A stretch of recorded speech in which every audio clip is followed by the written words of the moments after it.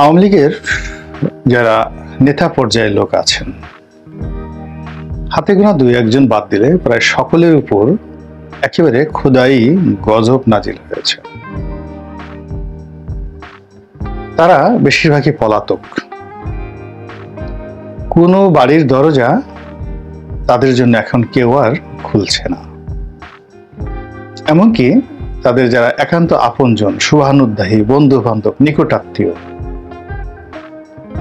তারাও যদি শোনেন যে কোনো আওয়ামী লীগের নেতা তাদের বাড়িতে আসতে চাচ্ছেন, একবেলা ডাল ভাত খেতে চাচ্ছেন, 2-4 দিন পালিয়ে থাকার চেষ্টা করছেন, ওই পরিবারে সমস্ত সুখ এবং শান্তি মুহূর্তের মধ্যে উড়ে যায়। তার আতঙ্কগ্রস্ত হয়ে পড়ে এবং দরাজ দিলে তাদের সেই নিকটাত্মীয়কে তারা আশ্রয় দিবে, এরকম অবস্থা আমাদের এই সমাজের এখন কোনো মানুষের নেই।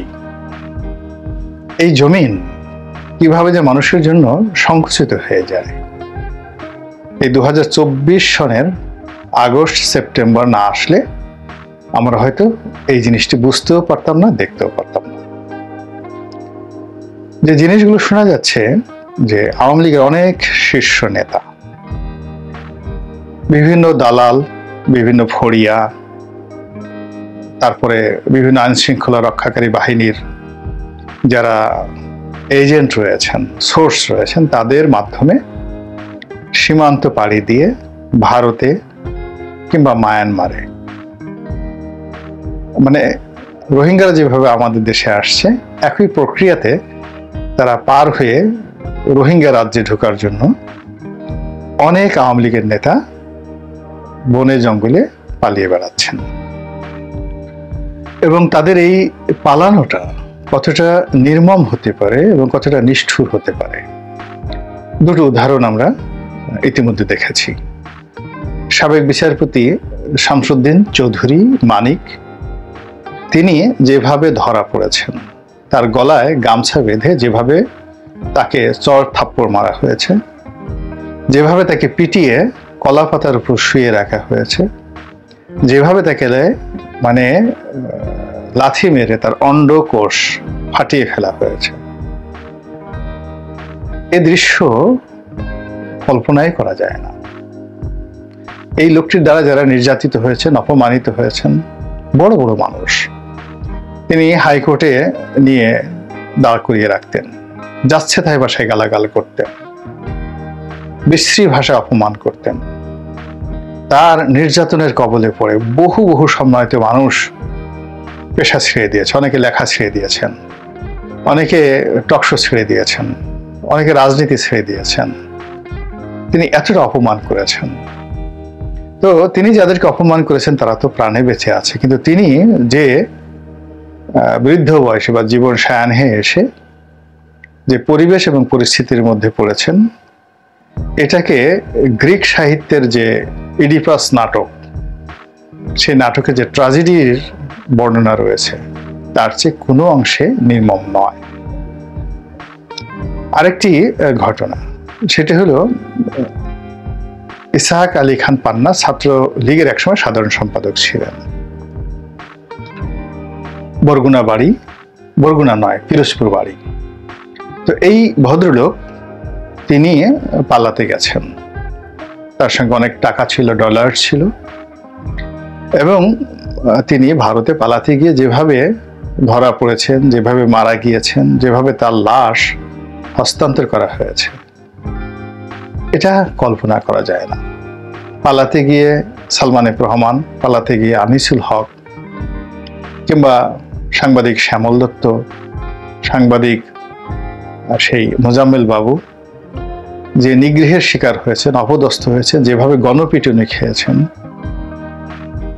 এই দৃশ্যের মধ্যে আল্লাহ রাব্বুল আলামিন দুরাচার, দুর্বৃত্তদের উপর যে কি জুলুম, মানে কি পরিমাণ গজব নাজিল করতে পারেন, তা এই আওয়ামী লীগের এই নেতাদের না দেখলে বোঝা যেত না।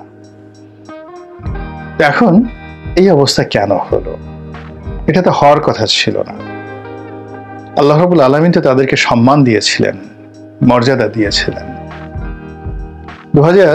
2008 সনে যে পরিস্থিতি ছিল জুন জুলাই মাসে, 2008 সনে জুন জুলাই মাসে, স্বয়ং শেখ হাসিনা কিংবা তার ঘনিষ্ঠজনরা কোনোদিন ভাবতে পারেননি যে তারা আবার বাঁচবেন।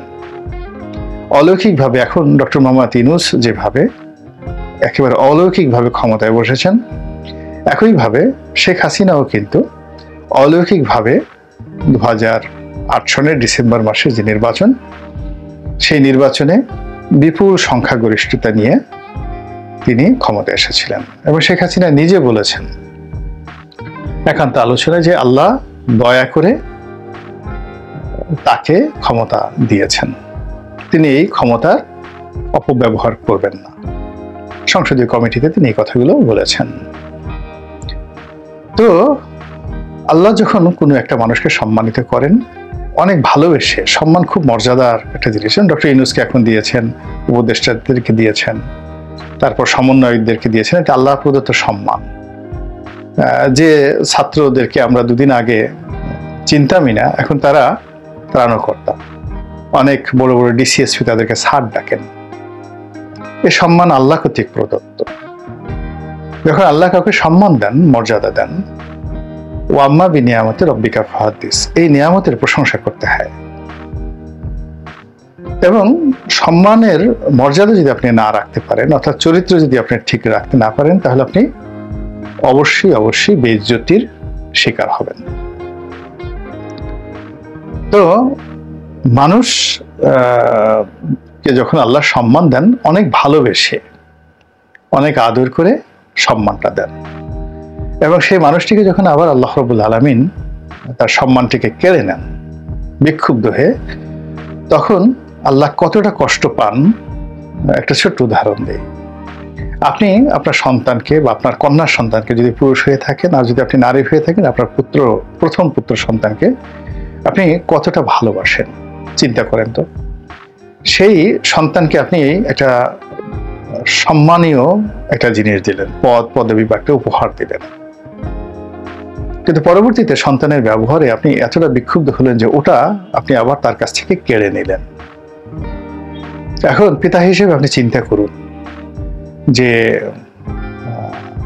আপনি যেটা কেড়ে নিলেন, আপনার সন্তান যতটা না কষ্ট পেল, তার সে কত গুণ কষ্ট আপনি পেলেন। কারণ আপনার যদি সন্তানকে অপদস্থ করার ইচ্ছা থাকতো, আপনি তো তাকে উপহার দিতেন না। আল্লাহ রাব্বুল আলামিন যখন তার কোনো বান্দাকে সম্মানিত করেন, সেই বান্দার কুকর্মের কারণে তিনি যখন আবার সেই সম্মান কেড়ে নেন, তখন আল্লাহ খুব কষ্ট পান। এই যে আল্লাহর যে কষ্ট, এটাই খোদাই গজব হিসেবে মানুষের প্রতি নাজিল হয়ে যায়। তো আওয়ামী লীগকে আল্লাহ সে সম্মান দিয়েছিল। আওয়ামী লীগে যে সম্মান দিয়েছিল, এভাবে আমাদের সমাজে অনেক মানুষকে অনেক সুযোগ দেওয়া হয়, অনেক প্ল্যাটফর্ম দেওয়া হয়, এবং সেই সুযোগ এবং প্ল্যাটফর্ম ব্যবহার করে আল্লাহ যেটি পছন্দ করেন না, সবচেয়ে বেশি অপছন্দ করেন, সেটি হলো অন্য মানুষকে বেইজ্জতি করা, বিশেষ করে অন্য সম্মানিত মানুষকে বেইজ্জতি করা। শেখ হাসিনা ক্ষমতায় এসে যুদ্ধাপরাধের বিচারের নামে, বিএনপি দমনের নামে, জঙ্গিবাদ দমনের নামে অনেক নিরীহ, সম্মানিত, নিরপরাধ মানুষকে নির্যাতন করেছেন, অসম্মানিত করেছেন, তুচ্ছ করেছেন, তাচ্ছিল্য করেছেন, এবং তাদের জীবন হারাম করে দিয়েছেন। এই মানুষগুলোর বদদোয়া আজকে তিনি সহ তার দলের অসংখ্য নেতাকর্মীর জীবনে খোদাই গজব ডেকে নিয়ে এসেছে। তারপর যে কারণে আল্লাহ খুব বিক্ষুব্ধ হন, সেটা হলো আমানতের খেয়ানত। এখন আমানত, রাষ্ট্রীয় আমানত আছে, ব্যক্তির আমানত আছে, নিজের আমানত আছে, আল্লাহর আমানত আছে, হকুল মানে আল্লাহর হক আছে। এই পুরো জিনিসগুলো মানে ক্ষমতা একটা বায়বীয়। আপনি ডক্টর মোহাম্মদ ইউনূসের কথা চিন্তা করেন, 4 তারিখে তার মূল চিন্তা ছিল যে দেশে ফিরে তিনি মামলা কিভাবে মোকাবেলা করবেন এবং তার কি পরিণতি হবে। কিন্তু দেখেন, তিনি জেলে যাওয়ার চিন্তা যখন মোটামুটি ফাইনাল করে ফেলেছেন, তখন আল্লাহ মুহূর্তের মধ্যে সেটা ঘুরিয়ে তাকে সেই সিংহাসনে বসিয়ে দিল, যে সিংহাসনে বসে শেখ হাসিনা তাকে জুলুম করেছে। এখন ডক্টর মোহাম্মদ ইউনূসের উচিত কি? সেজদায় পড়ে যাওয়া, আল্লাহকে স্মরণ করা এবং তার মতো কোনো সম্মানিত ব্যক্তি যদি থাকেন, কোনো অবস্থায় যেন তার দ্বারা বেইজ্জতি না হন, এই ব্যাপারে তাকে খুব স্ট্রং হওয়া।